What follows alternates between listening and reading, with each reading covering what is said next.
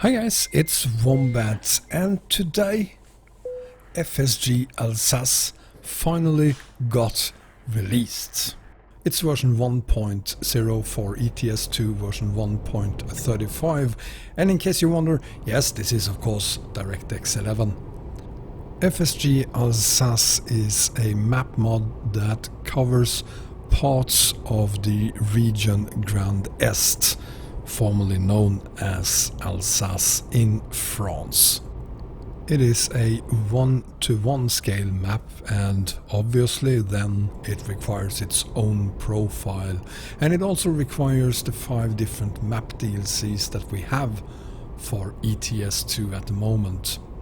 It is a beautiful implementation of the region, being very true to how things actually looks in the area.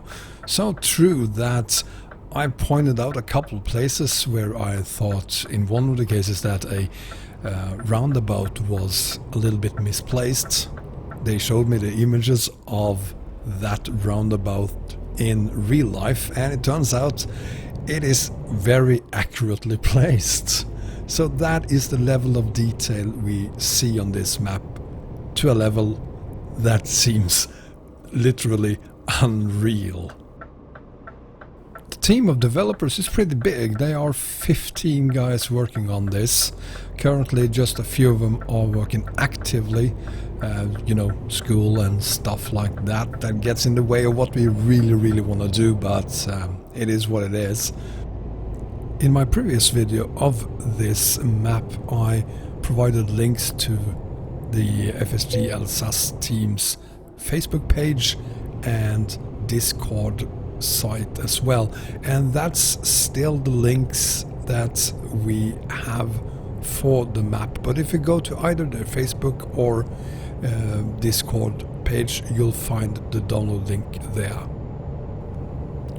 There are plans for this map that I'm able to share with you already.